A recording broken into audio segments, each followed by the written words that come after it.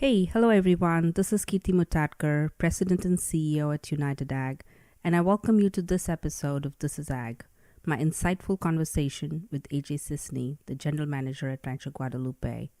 I guarantee you that this conversation with AJ will challenge you to think and introspect on how you lead your lives and your organizations. Enjoy the episode.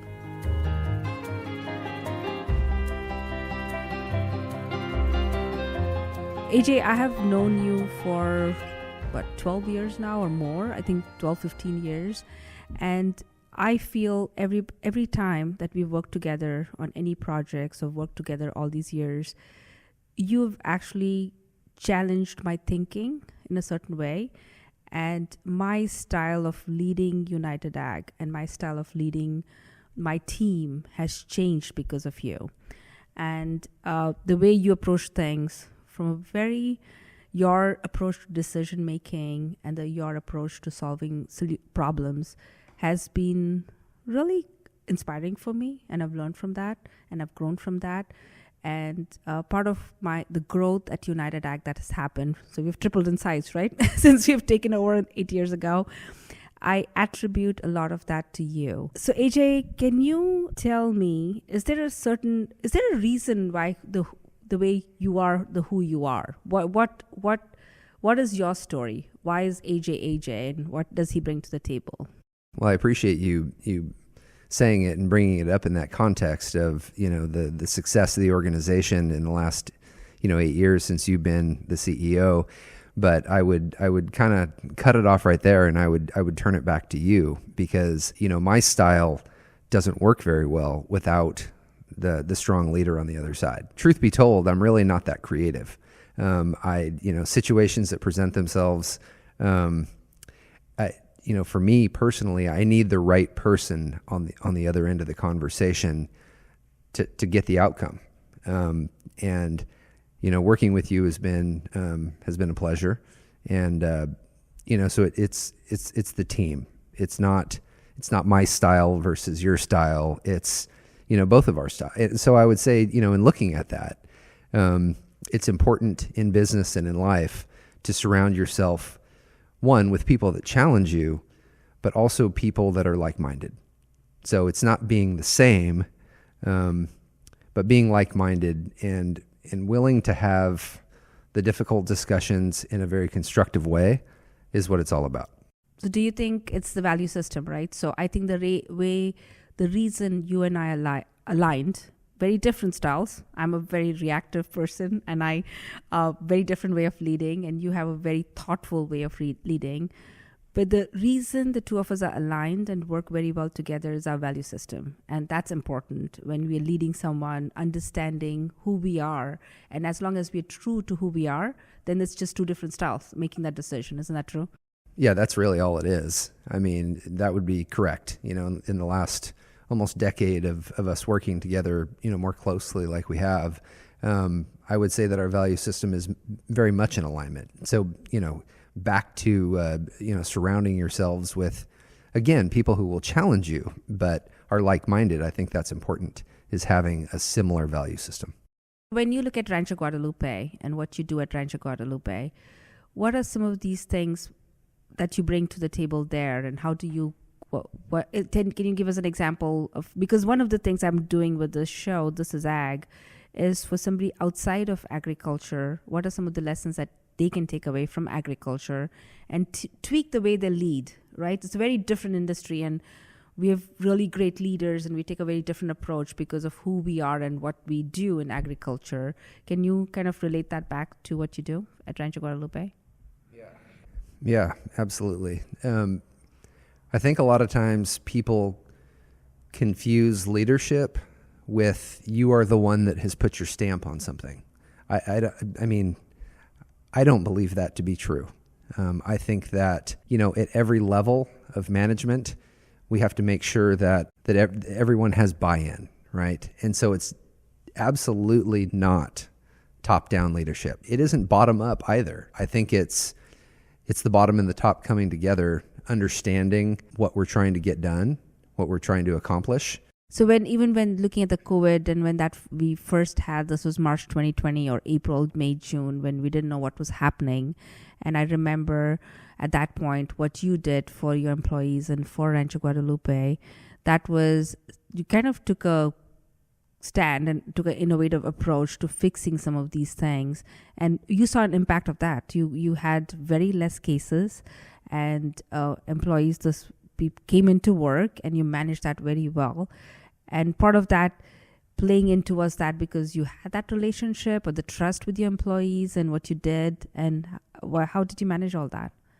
That was a pretty cool program that we put together, but not one that we, went out to everyone in the company and said, look at what we're doing. We did it because we felt it was the right thing. I mean, we figured early on that it was going to be difficult to sit back and, let's say, let county government, track and trace and do all of that for our workforce. So we did it ourselves, and we managed every single case. Oftentimes we were getting phone calls from county public health, and they're asking about, this person or that person. And we said, well, this is what happened, and this is when they tested positive, and this is what we did, and they're already back to work and everything's fine. And we didn't need government to tell us how to do the right thing. For us to make sure that people were safe, that they were, if they weren't feeling well, that they were home, that they were getting compensated, that we were getting them tested, that we weren't just turning them loose.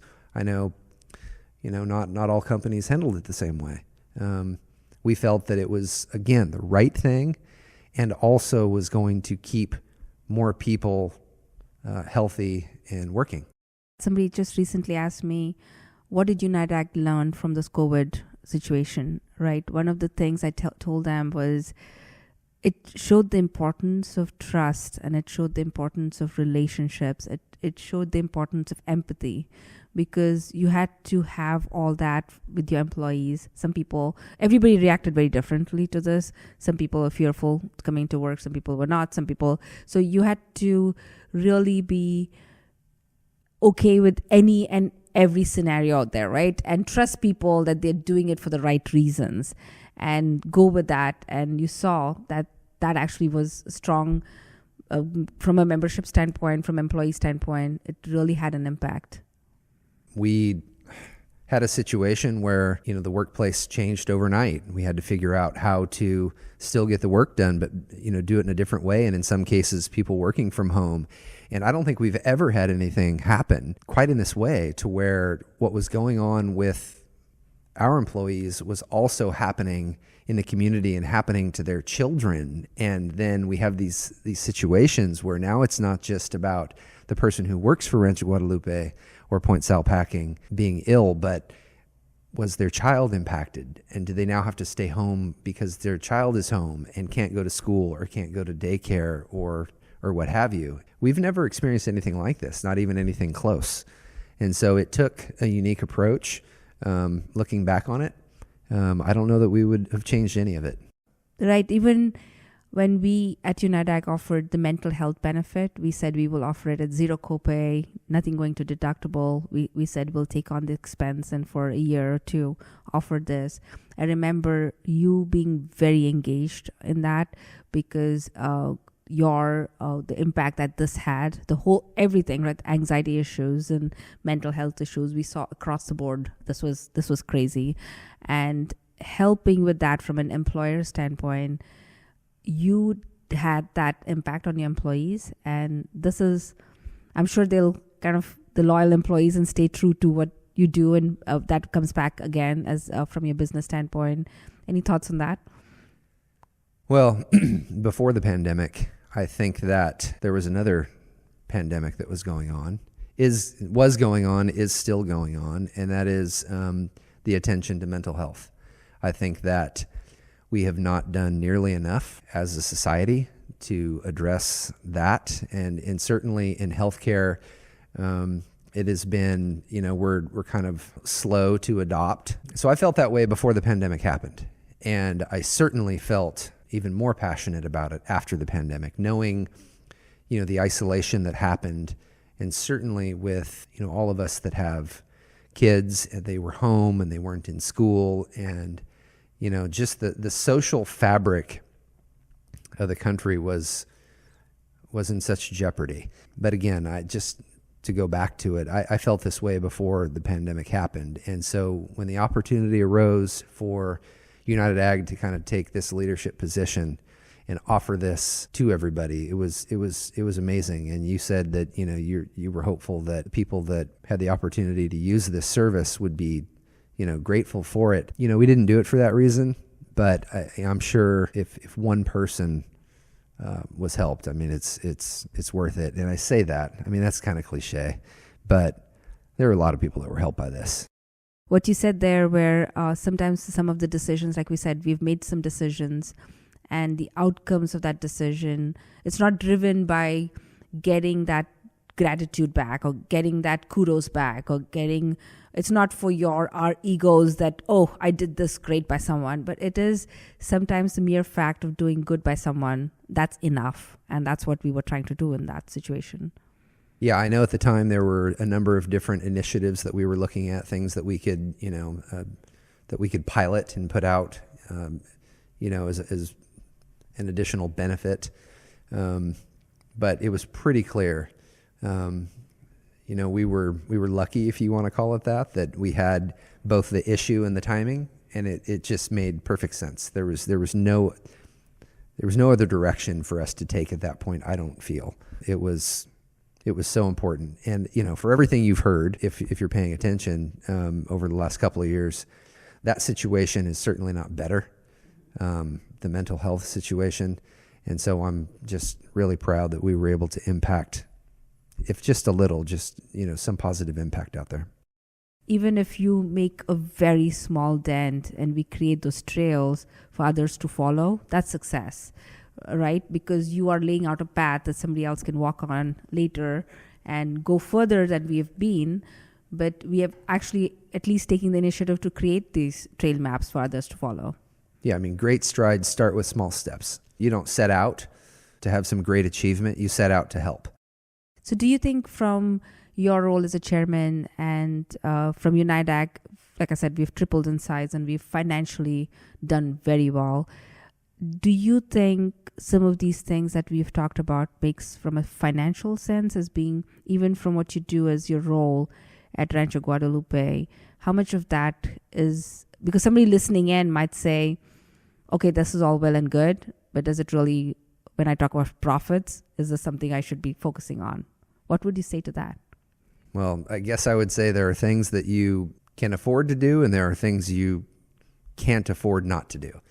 So, yeah, it's right. Some of these benefits that have been offered at no additional cost to the member or to the, whether it's the individual or the company. Yeah, does that in and of itself make financial sense? Probably not, but that's not why we do it. We do it because it's the right thing. Hopefully, we've put ourselves in the right financial position to be able to do some of these things that don't, again, in and of themselves don't make financial sense, but add to the greater good. So kind of at a loss for words because I don't know how to articulate that it was the smart financial thing to do, but it was the only thing to do. So when I listen to you, and I've known you for a few years and listening to you, I know who AJ is, and I know part of your story from growing up, your parents and what the impact they've had on you. Is that, do you think, so what is your story, and why is your focus so much on the people aspect of things?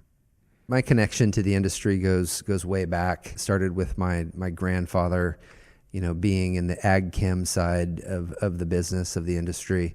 And then my dad going to work for him in the 70s. And so a lot of who I am comes from that.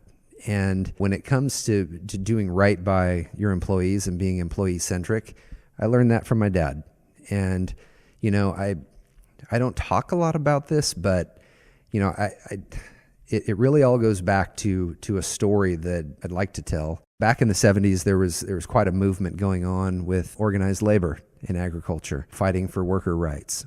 And the company that my dad worked for, that he, some years after this became part owner of, they had, a picket line. they had, I believe it was the UFW who had come into the Valley and was trying to organize their company. And, it was a tough time. It was a tough time for everybody. But at the end of the day, their company ended up not signing the union contract. And the reason they didn't sign the union contract is because of what the company was already doing for them. They realized that they already had a pretty good deal. And, that wasn't the case every place. And I'm not saying that I really am no commentary on the movement, but I take an enormous amount of pride in the fact that the company that my dad worked for and what they did for their employees, they were ahead. They were ahead of the curve, and that allowed them to be in a situation where they did not go union. They stayed the way they were. And that kind of formed who you're thinking around. It's, when I really, I can talk a lot about my experience in the 20 plus years at Rancho Guadalupe, or, working for my dad for a few years. If you want to go really back to the core of all of that, it's that story. Yeah. It's that time and how much angst there was around this movement and around worker rights and the outcome in the company my dad worked for. That goes back to the core of who I am. At the end of the day, if you're taking care of the people that work for the company, they are in turn going to try to take care of the company, which should because they feel success. Part owners of the whole process, right? They're not you're not treating them as employees or just doing work. It's more as a part of a family. In healthcare, everyone needs an advocate. And, in a lot of respects, UnitedAg is our collective advocate. But when it comes down to the individuals in the company in Rancho Guadalupe, and sometimes, they need our assistance to help advocate for them. And we've had many, many situations where, it's just like, hey, this is the person you need to talk to get this done. Right. Or reaching across the other side in the, the healthcare environment itself, where we have, and are proud to have some influence in the community, where we advocate for them, their specific set of circumstances, not to be, say names or specifics, but I can tell you that we don't just let the healthcare happen. Right. We are involved in it, and where we can impact it positively and you take ownership. We absolutely do. Take on that. And there have been times where we've done our best, and maybe the outcome wasn't what we wanted, but many, many times where that person was so grateful that we took the time to do that extra thing. And we don't do it to get the pat on the back at all. We do it because it's the right thing. Again, I know it sounds kind of like a broken record, but it's true. Sometimes I would say that we're then surprised by being thanked, because we didn't set out to be thanked. We set out to help them. And I would say that's unique, at least, in our business. We do this as often as we can. And because it's hard. Any and every advocate for everything. Yeah. And, UnitedAg is that for us, and has, we could say the name, but we won't say it on the podcast. But, UnitedAg is very good at this. And it's amazing how quickly that we can get someone at UnitedAg to intervene on our behalf when we need them to. And it's almost instantaneous. And you just don't have that. I mean, you have any of the larger providers out there. Good luck picking up the phone in the span of 30 minutes getting your outcome changed. Right, and the part of that was driven by when do people come to UnitedAg? When people come to UnitedAg, when either you yourself have a health issue or somebody you love has a health issue, right? So that needs to always be the way we have to look at that through that lens every time. Every single time a call comes into UnitedAg, it could be you on the other side. And how would you like to be treated, right? Yeah, we all, in these situations, we all come with what they call GOD, the gift of desperation. Yep. And I say it that way because it is truly a gift. Yeah. Because when we allow ourselves to be so vulnerable as to ask for help, and then to have that other person not just understand, but be able to actually step in and do something about it, it's truly a gift. We are so desperate that we reach out because we need someone to help on our behalf, and they're able to come through for us. One of the things that I actually feel through the pandemic had happened is I think we've actually realized the importance of human connection.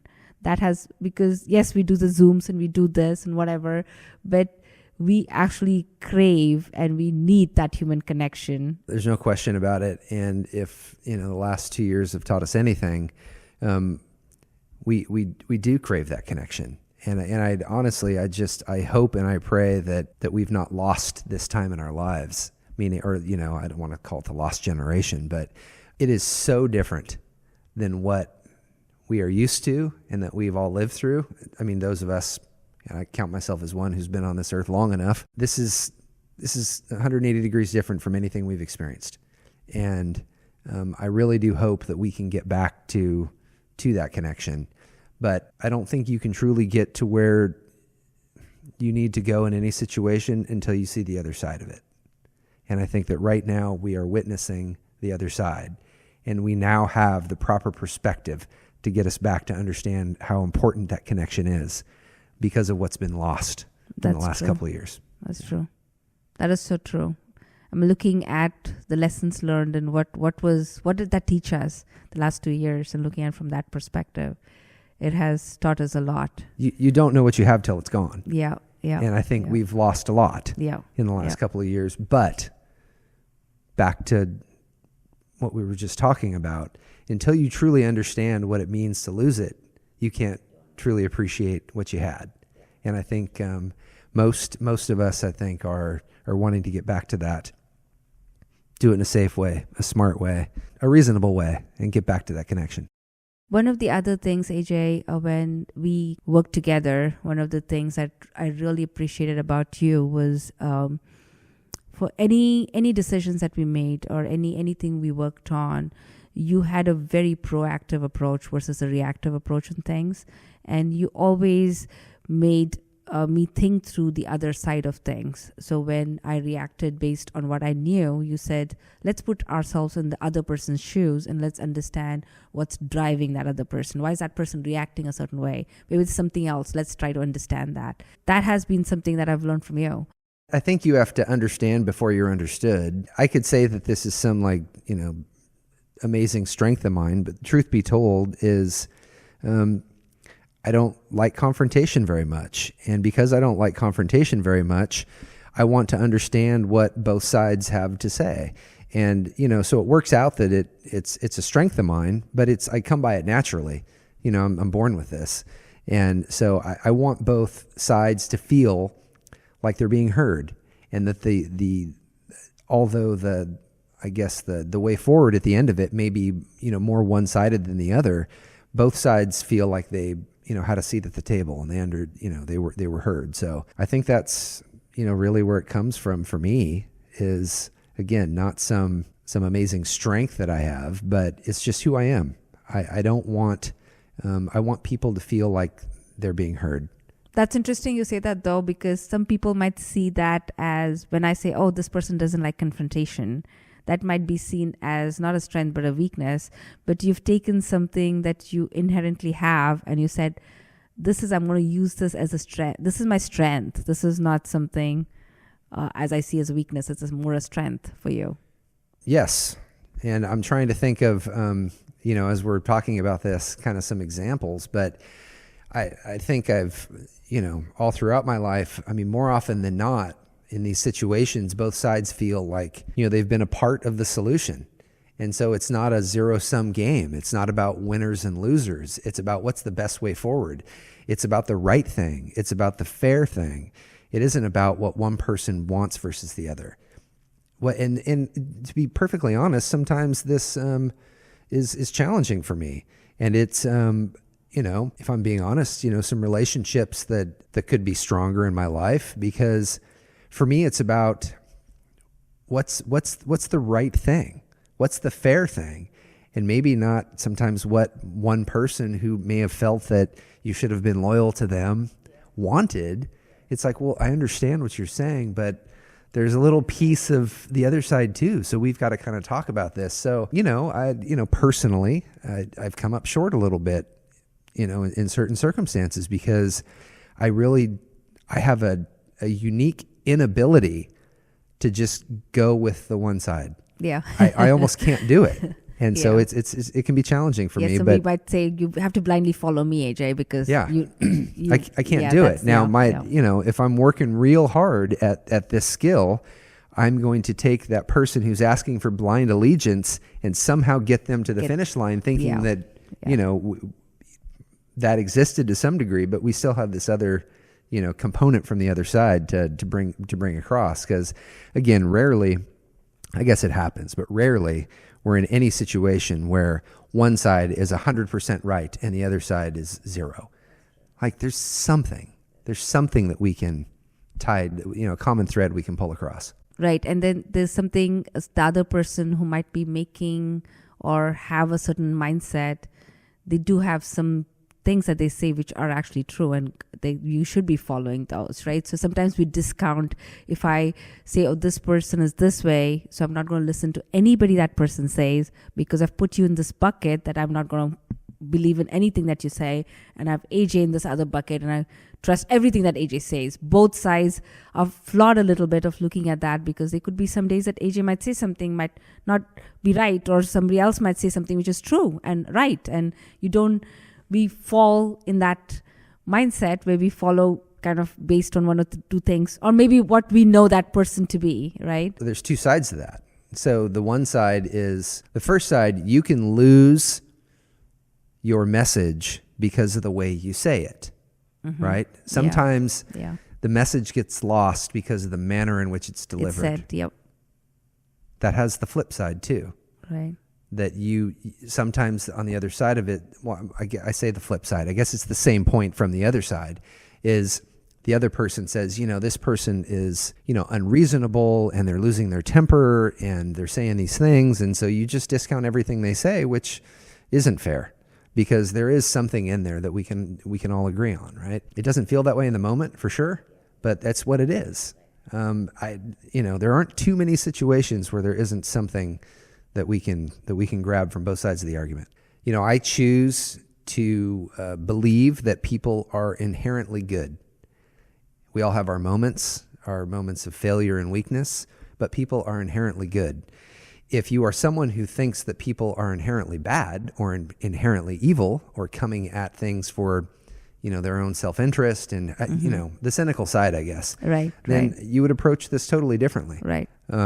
And so I suppose because I feel that people are inherently good, I might open myself up, be vulnerable, expose myself at times, but I would rather be vulnerable and get hurt than feel all along that people were out for the wrong reasons or out for the wrong thing. I just can't. It's hard for me to go through the day thinking that everyone's trying to get you, do the wrong thing or get me, or I know that can happen, but I choose not to look at life through that set of lenses. So recently I had an experience where I feel that way. I usually trust people before somebody then does something, and I lose the trust a little bit. But I did something where I did what you were saying. I also do that a little bit, I feel, because I'm very driven by people and what drives them, what's making them anxious, and kind of help them out.